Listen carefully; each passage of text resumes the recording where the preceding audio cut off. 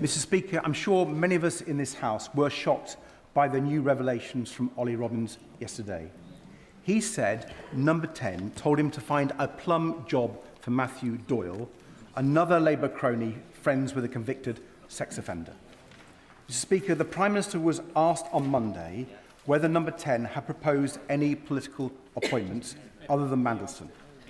Perhaps the last few hours have jogged his memory. Will he confirm today, did he know his office was lobbying for a diplomatic job for Matthew Doyle? And were they doing it on his authority? Mr. Speaker, as I said earlier, Matthew Doyle worked for many years in public service, for me as Prime Minister and other ministers. When people leave roles in any organisation, there are very often conversations about other roles they may want to apply for. In this case, nothing came of it. Sir Ed Davey. Mr. Speaker, the House and the public watching will note the Prime Minister failed to answer my questions. But Mr. Speaker, the chaos in this government mustn't stop us from focusing on the cost of living crisis hitting our country. President Trump's idiotic war with Iran has already pushed up inflation in our country to 3.3%. And the Prime Minister knows there's far worse to come for the British people here on in. They need help now. So will the Prime Minister follow other countries and use the Treasury's extra revenues from higher fuel prices to cut rail and bus fares and slash prices at the pump by 12p a litre? Mr. Speaker, everybody can see that the conflict is causing serious economic damage in this country and countries around the world. His claim of a windfall for the government are politically misleading and economically illiterate.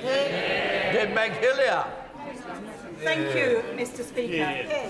Mr. Speaker, poor housing and temporary accommodation is having a devastating impact on families, their life chances, our schools and communities.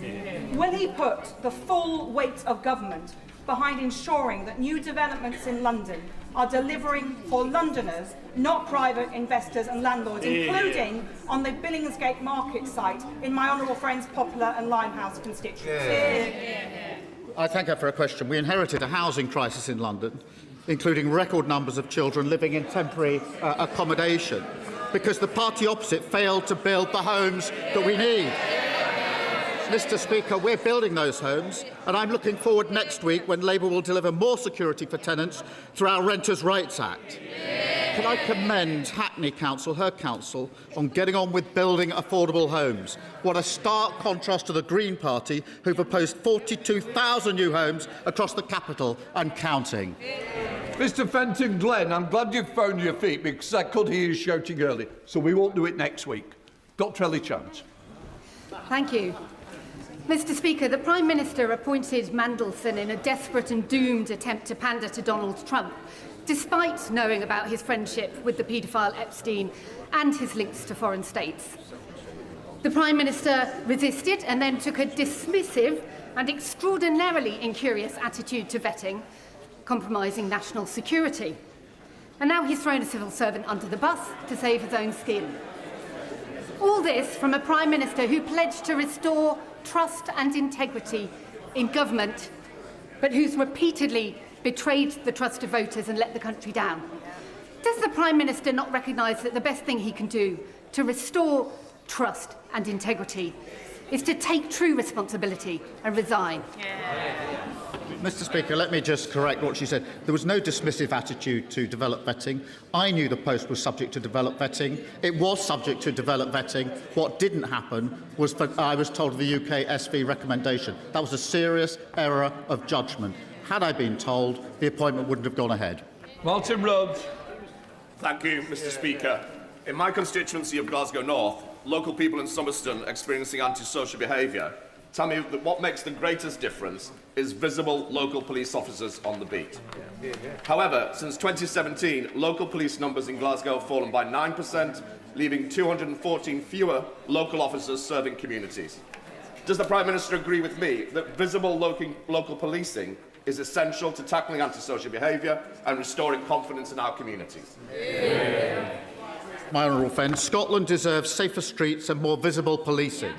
In England and Wales, Mr Speaker, Labour has put 3,000 more neighbourhood police officers on our streets, delivering a named police officer for every neighbourhood. The SNP government has already had 2 decades and record funding to invest in public services.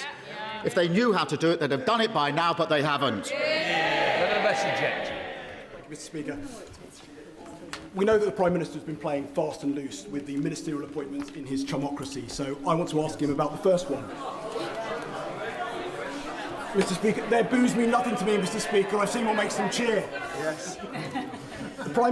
Jonathan Powell was appointed as the Prime Minister's Special Envoy to the British Indian Ocean Territories on the 6th of September, but throughout August, he held meetings with FCDO officials and was given access to classified information, including a meeting minute between the Prime Minister and the then Foreign Secretary sat next to him on the front bench today.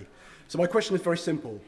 When was Jonathan Powell appointed as the Prime Minister's Special Envoy to the British Indian Ocean Territory, and what security clearance did he have upon that appointment?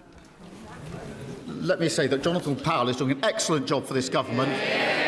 He is respected across the world and playing a significant part in dealing with the huge challenges that we face. Jenny Riddle-Carpenter. Thank you, Mr Speaker. Fertiliser prices are spiralling, and it's not just down to the war in the Middle East.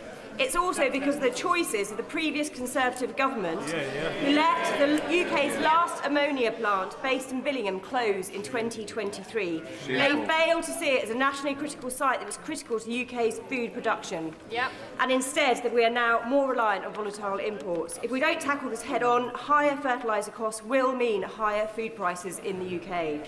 Can I ask the Prime Minister what this government is doing to support British farmers, and does he agree with me that all options to bring down the cost of fertiliser should be on the table, including securing British homemade ammonia once again in the UK? Well, clearly the Middle East conflict is placing real pressure on farmers. That's why it's very important that we de-escalate. Today, the UK is hosting military planners as work continues with France and other countries to help get the Strait of Hormuz open once the ceasefire holds. We've instructed the CMA to look more closely at fertiliser and red diesel to ensure farmers are getting a fair deal. We're overhauling regulations around fertiliser to diversify supply. On her particular case, we've also taken the decision to open the carbon dioxide plant in Teesside to protect supplies, because we will always act to secure our economy. Richard Ford. Thank you, Mr Speaker. Leaders can delegate responsibility, but we cannot delegate accountability. Lord Carrington learned this in the army, and he lived it as Foreign Secretary when Argentina invaded the Falklands. In 1982, he held himself accountable for the failures of Foreign Office officials and resigned, even though he was later cleared of responsibility. Does the Right Honourable Member not believe in ministerial accountability? Mr Speaker, I've set out in terms what I wasn't told in relation to this process. It's clearly information that I should have been given. A UK SV recommendation with a double red flag should have been brought to my attention. It was a serious error of judgment that it wasn't. And anyone in my position would have taken exactly the decision that I took in relation to the Permanent Secretary. Foxcroft. Thank you, Mr Speaker. Housing is one of the biggest issues in my constituency. Lewisham Council is working hard to improve this, bringing its housing stock back in-house. Non-decent homes have fallen from 1 in 4 to 1 in 10. The repairs backlog was reduced by almost 2/3, and call waiting times have fallen from 70 minutes to 4. However, leaseholders and those with cladding issues still need support. So can the Prime Minister update the House on what this government is doing in these 2 very vital areas? Mr Speaker, we're tackling the injustice of leaseholds and fixing building safety, as she rightly highlights, and I can thank her for campaigning on this over many, many years. Mr Speaker, we're capping ground rents at £250 to cut costs for almost 4 million leasehold properties. We're investing over £5 billion to remove dangerous cladding, including over £1 billion for social housing. In Lewisham and across the country, I'm determined that everyone should have a safe and secure home. Lincoln John. Thank you, Mr Speaker. Last Thursday, a man was arrested in Laleham in my Spelthorne constituency. He'd been approaching children at the primary school, having been warned by the police not to do so. He was taken into police custody, and after further examination, he was detained under the Mental Health Act. Unbelievably, he was living in an unlicensed HMO supported by the Home Office, a stone's throw from the primary school.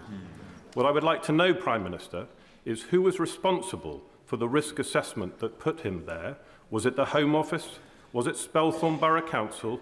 Who screwed up? And who can I hold accountable? Can I thank him for his question? Obviously, this is a live police investigation, as he will appreciate, and I know the Asylum Minister is looking very closely at this case, and obviously I can provide him with any further information as that emerges. Can I reassure him that all accommodation must meet contractual standards, and the Home Office works with the police to manage all sites safely? Local authorities are consulted prior to any accommodation being procured and can object to any proposal. And where there's strong evidence the site is not suitable, it will not proceed. Okay. Thank you, Mr. Speaker. One of the main concerns North Durham residents raise with me is the vitality of local high streets. So I'm delighted that in the last year, a series of new independent businesses has opened in Chesley Street, Front Street. Willow's Bakehouse, Paper and Park Bookshop, Pretty Busy Blooms, Kira Sushi Restaurant, and just this weekend, the Black Rabbit Bar, which I'm looking forward to visiting. Will the Prime Minister join me in congratulating these new businesses and outline the measures he is taking to support further regeneration of our high streets? I'm delighted to hear about the new businesses in his area. Our high street strategy, backed by £301 million, will set out further